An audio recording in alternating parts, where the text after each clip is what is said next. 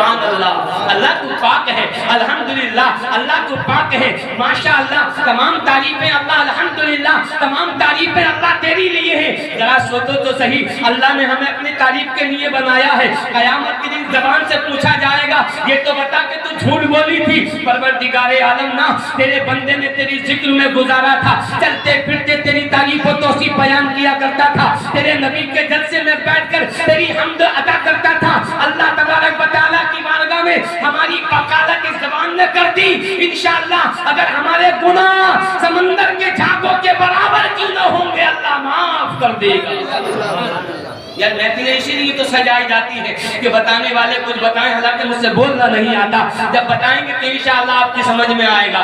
میں یہ شعر اور آپ تک پہنچا رہا ہوں، پھر انشاءاللہ نظم سے لے کے نثر تک پہنچوں گا۔ شعر ملاحظہ فرمائیں، بڑا اچھا لگ رہا ہے، میں نے پہلے ہی کہہ دیا، بولیے سبحان اللہ۔ ذرا رخ، بلال نے کہا تھا یا رسول اللہ ذرا رخ سے پردہ ہٹائیے، ذرا رخ سے پردہ ہٹائیے، مجھے جلوہ اپنا دکھائیے، ذرا رخ سے پردہ، پھر تو سب ٹھیک ٹھاک، چلو بڑے دنوں میں ملاقات ہوئی تم سے، کہ ذرا رخ سے پردہ ہٹائیے، ذرا رخ سے پردہ ہٹائیے، مجھے جلوہ اپنا دکھائیے، میرے دل کی دھڑکن بڑھ گئی، مسکرا کر بولے سبحان اللہ، کہ میرے دل کی دھڑکن بڑھ گئی، نہ سکون ہے نہ قرار ہے، تیری یاد سے میرے مصطفیٰ۔ یار کس نے بتایا ہے ہمیں، اگر تمہارے والد کا انتقال ہو جائے، اگر تمہاری ماں کا انتقال ہو جائے، تمہارے عزیز کا انتقال ہو جائے، بتاؤ تو صحیح ایمانداری سے اپنے سینے پہ ہاتھ رکھنے کے بعد ہمیں یہ طریقہ کس نے بتایا ہے؟ میرے مصطفیٰ کریم نے بتایا ہے کہ انہیں بھولنے کی ضرورت نہیں ہے، اگر تم ان کو یاد کرتے رہو گے، ان کے لیے دعا کرتے رہو گے، اس لیے کہ ماں باپ اپنی اولاد کے خاطر اپنی ہستی کو فنا کر دیتے ہیں، مرنے کے بعد محبت کا رزلٹ جبھی نکلتا ہے جب ان کے لیے تم قرآن خوانی کراؤ گے، ان کے لیے صدقہ اور خیرات کرو گے۔ اگر تمہاری بستی میں کوئی بیچارہ غریب ہے جس کے پاس لحاف نہیں ہے، آپ پتہ لگا لو، اپنے باپ کے نام سے تم نے اسے جاڑے کے موسم میں اگر ایک رضائی بنا دی، انشاءاللہ رضائی بنانا تمہارا کام ہے، قبر کو گلے گلزار کرنا خدا کا کام۔ میری بات بری لگے تو واپس کر دینا۔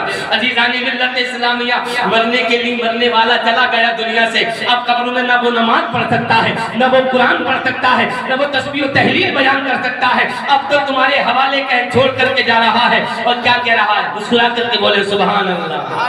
اے ہائے، شاعر کہتا ہے کہ دوا کی اب نہیں حاجت، میرے حق میں دعا کرنا،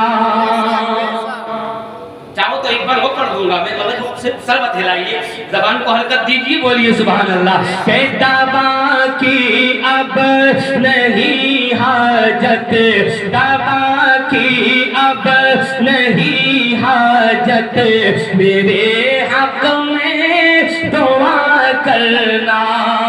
وہ دن بھی مجھے یاد ہے جب ماما کے پاس میں آتا تھا، خیریت کے لیے آتا تھا، تو بار بار حاجی جی دعا کرنا میرے لیے، دعا کرنا حاجی جی میرے لیے، دعا کرنا حافظ جی میرے لیے، کیونکہ میں نے دوائی بھی بتیری کھا لی لیکن کوئی آرام نہیں ہوتا۔ کبھی کبھی ایسا ہوتا کوئی دوائی آرام کر دیتی ہے، کوئی دوائی نقصان دینے لگتی ہے، لیکن اللہ کے نظام کو کوئی مٹانے والا پیدا ہی نہیں ہوا ہے۔ یہ میں نہیں بلکہ میرے مصطفیٰ کا قول ہے قول محمد، قول خدا۔ فرمان نہ بدلا جائے گا، بدلے گا زمانہ لاکھ مگر قرآن نہ بدلا جائے گا۔ نبی کے جلسے میں بیٹھے ہو یا کچھ نہ کچھ یہاں سے لے کر کے جاؤ، اللہ تعالیٰ قبول فرمائے. کتنا اچھا لگ رہا ہے. اور کیوں نہ ہو جب مصطفیٰ کا دیوانہ اپنے نبی کے جلسے کو سجائے اور اسے کچھ ملے نا، یہ تو ہو نہیں سکتا، کیونکہ نبی کی محفل ہے اور ہمارا عقیدہ اور ایمان ہے. اس لیے سجاتے ہیں، اس لیے تو چاہتے ہیں امتی مدینے میں. رہ کر بولے سبحان اللہ کہ اس لیے تو چاہتے ہیں امتی مدینے میں مصطفیٰ بناتے ہیں جنتی مدینے میں. ایک بار یہاں پر بیٹھنا، ایک لمحہ ایک سال کی نکلی نماز کے ثواب کے برابر ہے. اب تم کہو گے مولوی صاحب وہ کیسے؟ ایک سال تو بہت 12 مہینے ہوتے ہیں، 360 یا 365 دن ہوتے ہیں، اور ایک لمحہ بیٹھنا معلوم ہے میرے حضرت علامہ مولانا قاری ذوالفقار میرے دل کی دھڑکن. انشاءاللہ اگر تمہیں سرکار کی حدیث پاک پڑھ کر تو سنائیں گے، اگر تم نے ایک حدیث پر بھی عمل کر لیا، وہ ایک سال کی نکلی نماز ایک جگہ، نبی کی حدیث پاک ایک جگہ، سبحان اللہ، نبی کی حدیث پاک ایک جگہ. کیونکہ سرکار ایک عالم کے کلمہ پڑھنے والوں، کسی نے کہا ہے اللہ اکبر میرے